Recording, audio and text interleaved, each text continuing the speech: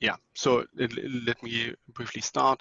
So really what I would like to talk to you about today is how, in general, how a DIY approach to SD-WAN could be a very interesting alternative. I will not bore you too much with vendor-specific information or anything like it. 2 or 3 words to myself. Working overall in the IT space for more than 20 years and in the network and data center space for more than 15. Currently based in Ireland, even though I have a horrible German accent, so please keep that in mind.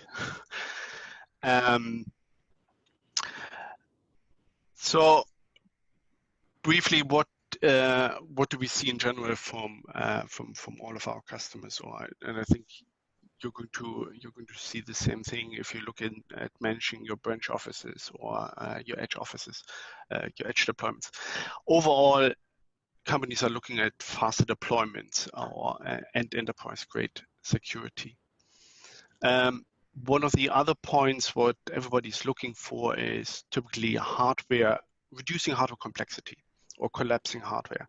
The traditional way is typically in branch offices to have multiple appliances like firewall, router, and maybe 2 or 3 other security appliances. This is quite complex to manage in the field.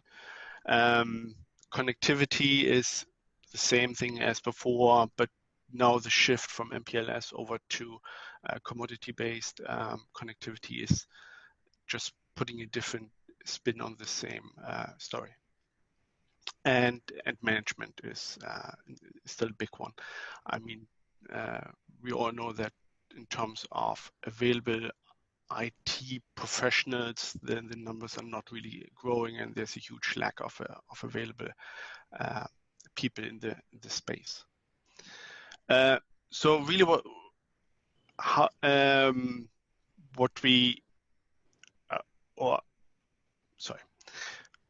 the way how I would like to look at it is from one existing customer space or customer which we had here in Europe. It was a leading oil and gas service provider. They're based out in France, actually. And they had multiple oil rigs, multiple remote sites, and they had an existing solution there. But they were looking to revamp it, and they were looking specifically at SD branch and security deployments, and they were looking at multiple ways of how they can do it. So briefly, what were exactly their challenges?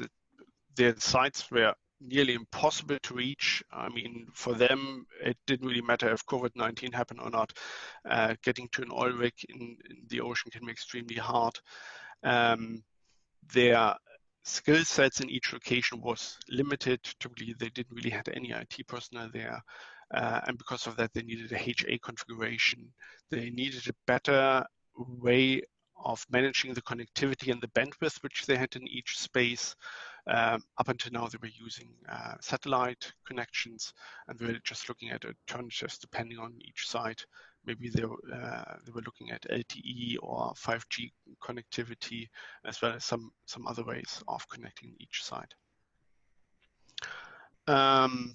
Security was an important thing, and then hardware and software management, quite obviously. Again, here the big question is how do you manage the whole thing when you're there, or when you're not there, more specifically. So what were they looking for or looking at? They were looking at specific vendor-specific solutions. So here, vendors which were providing the whole package, essentially, and vendor-agnostic solutions. So anything which is traditionally called the DIY space in the SD-WAN, so where you build your own solution. The DIY space has some advantages for some companies because it can allow you to directly put in place what you're looking for and not necessarily what the vendor is offering. Or if you buy a complete solution, then you have to go with whatever that vendor is providing you. The other benefit can be that you are more flexible on the hardware which you can use. And you have the option to utilize NFVs or virtual machines, essentially. The other big question was around security. More and more SD-WAN solutions offer directly security as part of the software package, but it wasn't necessarily clear if the security which was offered by these SD-WAN solutions would be enough based on their standards. So what did they ended up implementing was looking a little bit like this. So essentially they have a standard hardware. Here in our case it was our hardware, but in general you can do that with any hardware vendor. It doesn't really matter. You have a network operating system running on top of it. And we're going to talk about that in a second. And then on top of that, they had actually the individual functions they were looking for.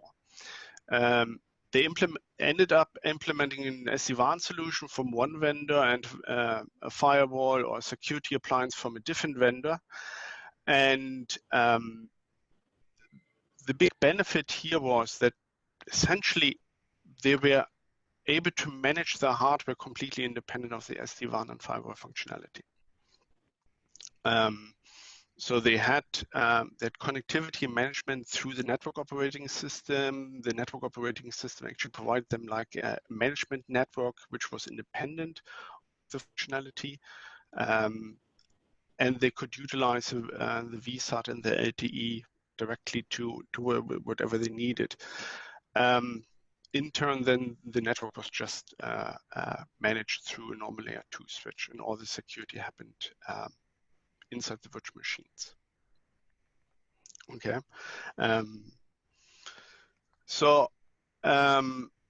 Briefly, if you go with the DIY space, there are a couple of things you really want to look out for. I mean, buying it from one vendor has a big advantage. You have the full support and everything out of one hand. There's no question about it. But if you go to the DIY space, one thing which in general I would recommend, make sure that the network operating system fits your hardware quite well. Ideally, try to get it out of the same hands. There are multiple vendors, hardware vendors, which directly provide operating system, which they fully support. The other thing here is make sure that the hardware will support whatever you're trying to do over the next 5 to 10 years. Very likely you're not going to replace the hardware in the near future. Because of that, then you want to have very good support for NFVs, not only from the hardware vendor, but from the SD-WAN vendor or from your software vendor as well. There are a lot of vendors out there who claim their NFV capabilities, but they're more interested in pushing their own hardware, their own entire solution. So long story short, some are better in the virtual space than others. In general, for everybody who's looking at it, KVM seems to be the current hypervisor of choice. That is mainly due to the fact that most network operating systems are now Linux-based. So any knowledge around Linux it's going to be a huge advantage for anybody who's looking at that in the future or in the near future. And then the last one is really try to find a management tool, or not try to make sure that the network operating system and the NFVs which you're using can match your management tool what you already have. Most systems will be able to, specifically if they're based on standard Linux interfaces. If you look at something like Ansible or any of the other automation tools, they have quite good support for Linux already.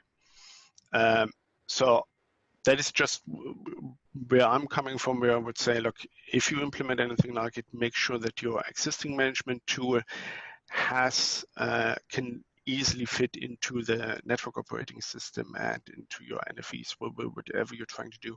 In the long run, it will just make your life so much easier. And that's it. I don't have anything else.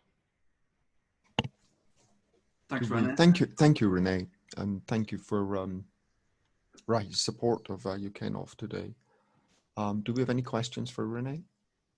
Yeah, we've got one question here from Rob Evans. If we get hardware and software from the same vendor, are we not throwing away the benefits of disaggregation?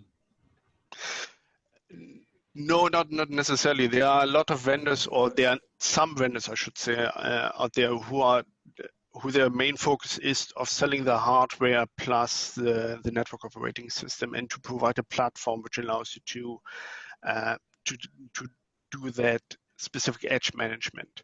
The main advantage for them is that they can still sell the hardware and the support to you, without necessarily providing the in-depth solutions like SD-WAN, like security, like network probes, or anything like it.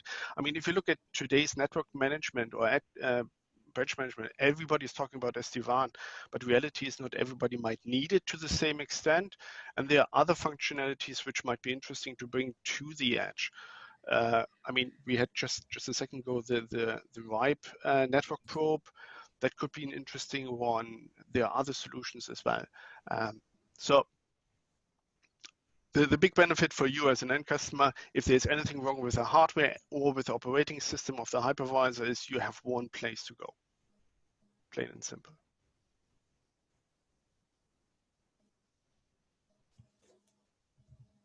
That's anything else? No, that's all the questions. Over to you, Keith. Okay, thank you, Ian. Thank you, Rene.